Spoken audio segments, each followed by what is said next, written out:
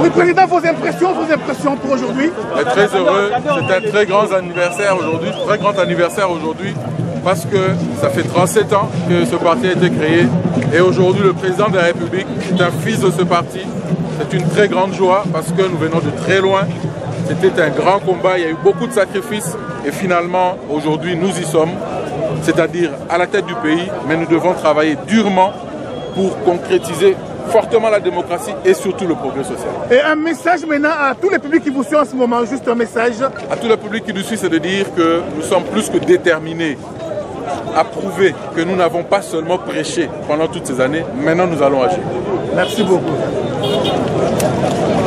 Alors Lelo et Lelo, pour la première fois dans l'histoire, UDPS et c'est l'anniversaire Nayango pendant qu'il est au pouvoir. Donc dans quelques heures, vous allez vivre le 5e président de la République démocratique du Congo, l'homme qu'on appelle Maboko Pembe, sans virus, Aïbate, Abomate. C'est mi boyoko au moins les lobabaso la nona bon, dans la Kine, à Paris, Sami boyoko nakata Kine, confirmé.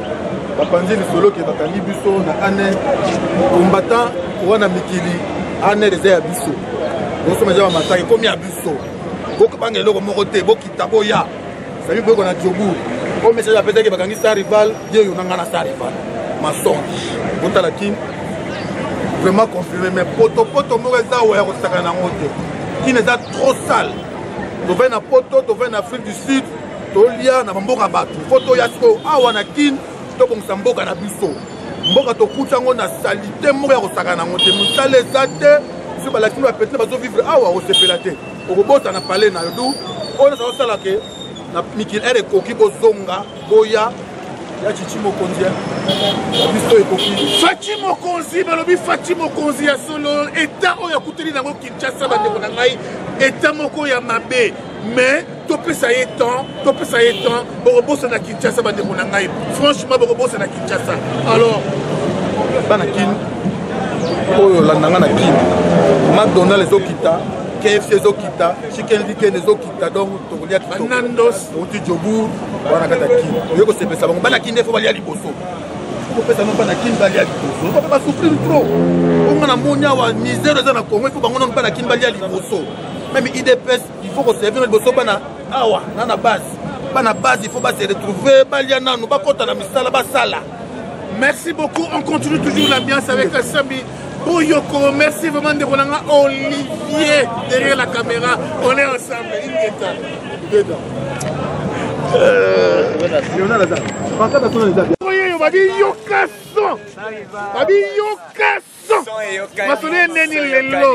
En tout cas, les deux ans d'événements. Événement où tu vas dans les lobos et tout là, tu allais commémorer date historique, date de création à IDPS. Et on te dit pas congolais que IDPS te dit non seulement pouvoir pour les pouvoirs, mais pour les peuples congolais. Voilà maintenant te rendre hommage à ba grand leader où il va faire là, va créer parti IDPS. Les deux événements, il y a un dernier à Liboma. Donc Fachi président. Et puis tous autres travailler les lots. Félix Sekedi, Azali président de la République démocratique du Congo pour tous les Congolais. Non seulement pour l'IDPS, mais pour les partis politiques. Même Jean-Pierre Mbemba. Azali président Martin Fayolo. Même Fayolo. Et puis, Azali président Mouzito. Même Mouzito. Même Joseph Kabila. Et puis, il y a dans la classe Ekokita, année à rentrée scolaire, année 2019-2020, et vous allez gratuite. bana ya Mbemba, même bakoko ya Mbemba, même bakoko ya Fayulu, bakotanga classe au Félé. Merci vraiment Yokaso, tokozongela lisusu Yokaso. Mais bato diaspora bana kanda balobi, babi président lobi bazonga, siko bakozonga ndenge nini? Non, bas à la l'aise. Bakozonga, cela veut dire bakozonga puisque il y aura des d'abord des problèmes, il y a douane. Douane ekokita, makamunyo c'est kozonga ba visa ekokizela ekokita ba passeport ekokita makamunyo c'est kozala bien structuré. Donc masamunyo c'est kozala kitop. Et puis ba avion awa ekozala lokola ba ndeke. Donc kozala pepe ba pepe belé donc tous à la l'aise, tous autres célébrer de leur victoire et abiso a été c'est que wa Mulumba. Malgré la daé mais les l'autre à la biso tous allés œuvre c'est que de Mulumba. Merci beaucoup. Il est viva! Il est viva! Yokaso, Yokaso. Merci.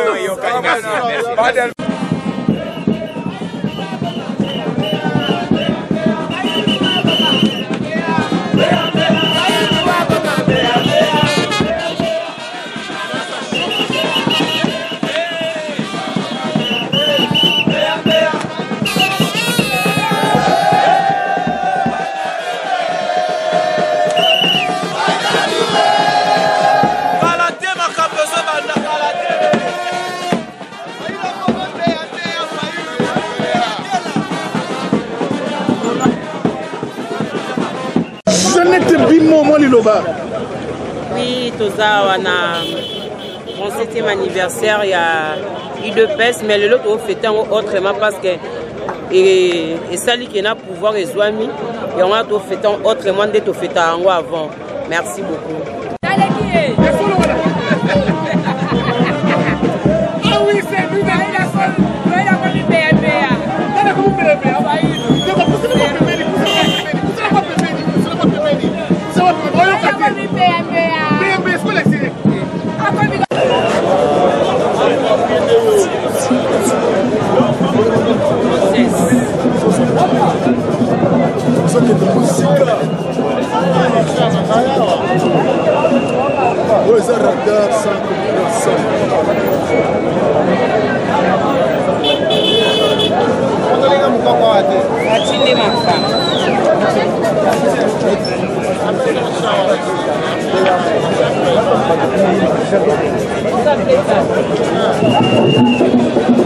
Tes impressions?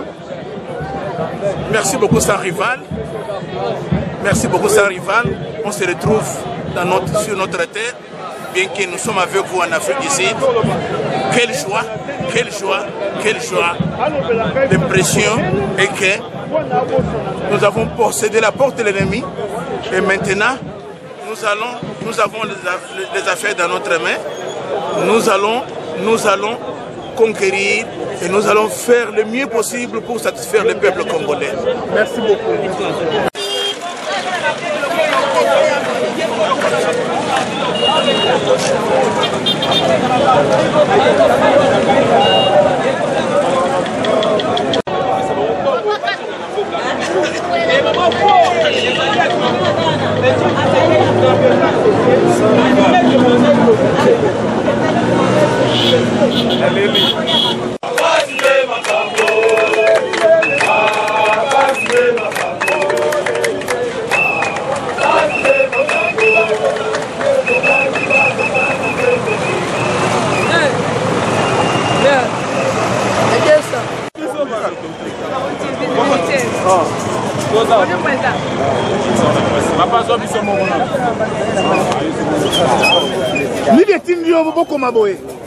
Parce que tolingi tribalisme était, tolingi unité, tolingi changement pour mboka oyo.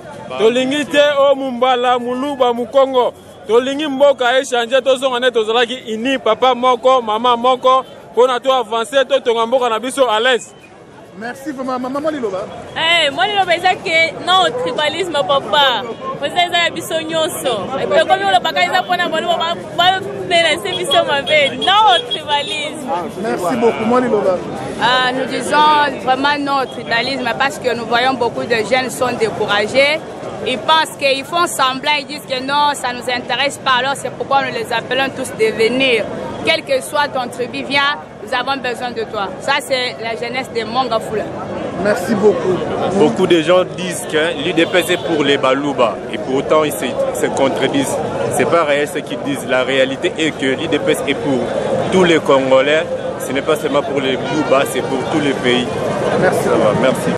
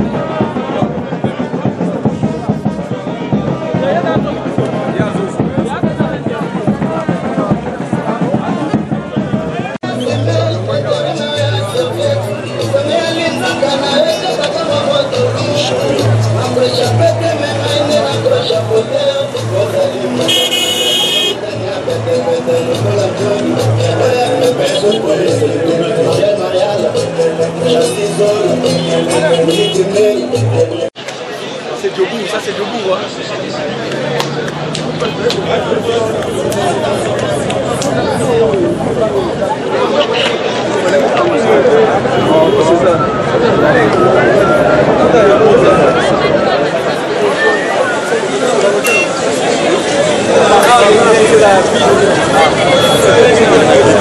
ça.